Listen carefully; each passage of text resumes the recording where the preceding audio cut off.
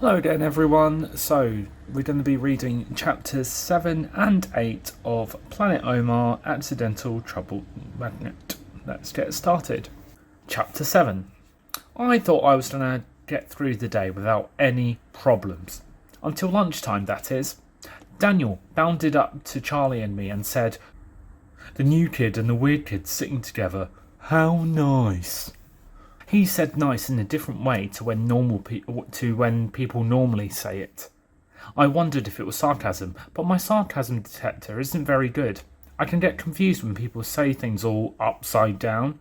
I tried to figure it out if actually Daniel wasn't as bad as Charlie had warned, and he did think it was nice that we were sitting together, or if he was being mean, because it obviously wasn't very nice of him to call Charlie the weird kid. Anyway, Mum and Dad say to always think about things before blurting them out. I could feel Charlie trying to think of what to say too. He was taking air into his lungs really deeply, as if he was preparing to say something, and then opening his mouth and closing it again, but nothing came out. I think we were both silent for a super long time, which seemed to make Daniel very cross. He shouted, "Idiots!" before walking away. When he was gone, Charlie said, "See? He's always horrible to me." "Why?" I asked. "Did you two have a fight about something?" "No, he just hates me for no reason. I think he hates the whole class, but he hates me the most." Charlie looked so sad and so small, I couldn't help putting my arm around him, which made Charlie look at me and smile his toothy smile. When Mum picked me up later, I told her all about my new friend. I saw her breathe a phew. I guess she was worried about how good or not good my first day would be, since I was so nervous. I also told her that I liked Mrs. Hutchinson and her amazing, changing hair. Mum told me about her day too.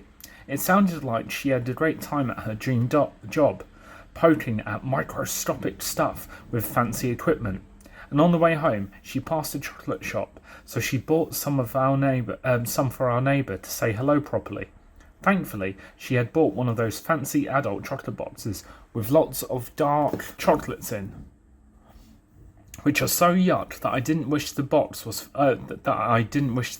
for me instead, which I normally do when we have to give chocolates to other people. I thought we could pop round when we get home. "Okay," I said slowly, remembering how grumpy the neighbour had been the last time I'd seen her. We picked up Mariam and the little human thing we call a brother, who also comes home from nursery with half his lunch on his jumper. Mum had to neaten Ezra up before we popped over next door, because she's embarrassed to have mucky kids. She even said to me, "Wait, let me hair your run through my fingers." Mum says things the rotten way round when she's hurrying. "You mean run your fingers through his hair," said Mariam, because she likes to correct people. Yes, that," said Mum. And she marched us all over. I took a deep breath, and she rang the doorbell. We waited. Nothing. We waited some more. Nothing. So I reached forward and rapped on the door real loud a few times. "Why did you do that?" Mum hissed, like a quiet, angry snake.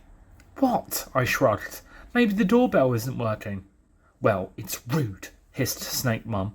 And just then the door opened quietly and eerily, like in horror movies. There stood an old lady. Quite a short one, with lots of white hair and one of those cardigans that all old ladies wear. My grandma has one. We all said, "Hi," pretty much together, except Ezra, who said, "Assalamu alaikum," like he had been taught to say to our nanny. The old lady was really weird, because she just stood there without reacting. She didn't say hello, she just stared. Mum explained that we were the new neighbours. The old lady stared. Mum said, "We just thought we'd come over to introduce ourselves." The old lady stared. Mariam gave me a secret whack on the arm, which was meant to say, "OMG, this is so awkward." I gave her a secret whack back, which was meant to say, "OMG, I know." Then, Mum asked the creepy, rude next-door neighbour what her name was. Just when we thought she wouldn't say anything, she blurted out, "Rogers," then slammed the door. I glanced up at Mum. She looked like one of those helium balloons that hardly has any helium left in it at all. Chapter 8. For a few mornings as we left for school, my mum asked me if I had done my doers. My mum is completely obsessed with having a routine that we stick to every morning, a bit like it's one of her science experiments. My parents do their doers whenever they're thinking of something they want to talk to Allah about. I sometimes wonder if people see a Muslim's lips moving and think they're secretly casting a spell or just talking to themselves, when actually they're just doing one of their doers. There are doers for everything: eating, sleeping, waking up, protection, knowledge, leaving the house, coming back into the house.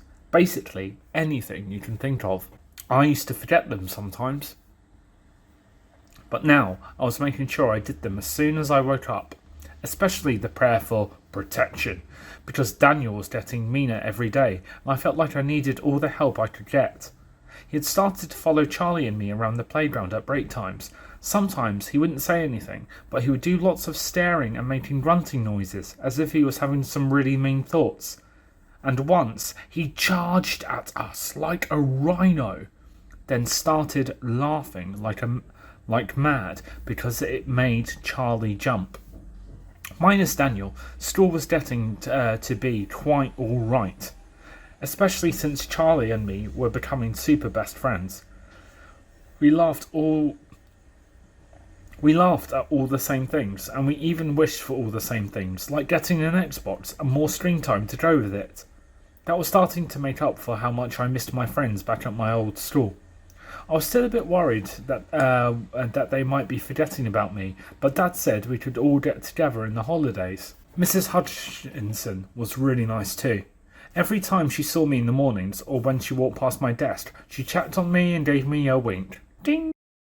Not all the lessons were fun, obviously, but whenever we did something creative, she got really enthusiastic and her curls were happy and bouncy.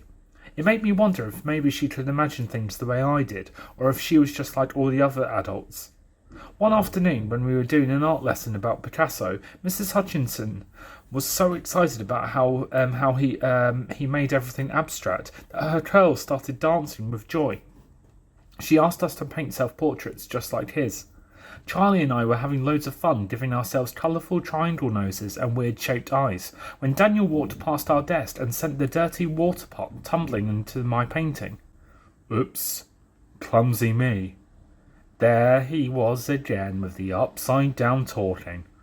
It definitely wasn't an oops moment. It was a, hey, let's ruin Omar's painting on purpose moment. Charlie's mouth dropped open in surprise, and my heart took a little dip, as if it was falling into a different and less comfy place in my chest. It seemed like Charlie could tell exactly how I was feeling, because he leaned in to whisper, "He's just a big frog spawn head. I bet you can paint a new one even better," and he gave me the biggest toothy grin I'd seen yet. I imagined what Picasso looked like. I wondered if he looked like some of his paintings, all out of shape, but happier than all the other paintings from those old days. And then I thought, hey, what if some kid had ruined Picasso's painting at school one day, which is why it came out all different and weird, and that's what made him famous. So I took my paintbrush, grabbed it like it was alive, and like it was the first time I ever held a paintbrush, and I painted. When Mrs. Hutchinson saw my work, her curls almost rose to the ceiling.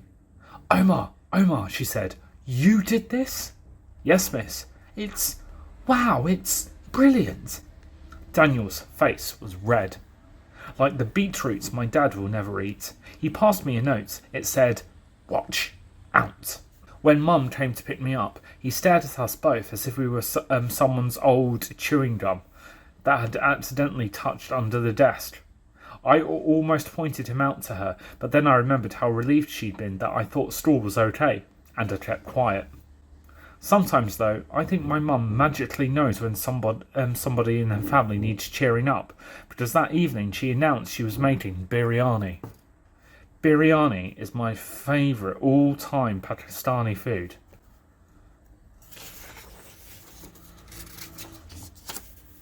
It's hard to make, and Mum says scientists with full-time jobs don't have time to make it every week, like I had asked her to. Mum always opens the French doors to the patio when she's cooking, no matter how cold it is outside, because she can't stand the house to smell of food. Homes aren't meant to smell of nothing, she says.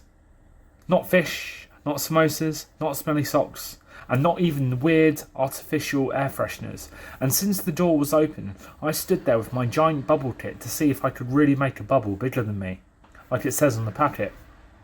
I could see our next-door neighbour, the horrible Mrs. Rogers. She was outside, poking around at her weeds with one wrinkly hand and holding her phone with the other. After a few minutes, we heard her say loudly, "John, the Muslims are frying smelly onions again." "Oh, I'm with her on this one," joked Dad, who hates it when the smell of frying onion and garlic gets into his clothes. I know. We don't want to give her another reason not to like us," said Mum. Then she held Dad's arm, like she does when she's going to tell him a really good idea. "Let's send her some. She'll love it." I know it gets really stinky when the biryani is cooking, but seriously, it's so yummy. It's worth it. I couldn't believe that Mum was being so nice after the way Mrs. Rogers treated us when we took her those chocolates. Why did she deserve some of our delicious dinner? And to make it worse, Mum and Dad made Mariam and me take it round to her house. She took ages to open the door, as usual, and when she finally did, we tried to give her the container. She just said, "Spicy food? No, thank you," as she closed the door. "Sheesh," said Mariam. "You'd think we were trying to poison her." Picture of poison there. So that was chapters 7 and 8 of Planet Omar, Accidental Trouble Magnet. Next time we'll be reading chapters 9 and 10.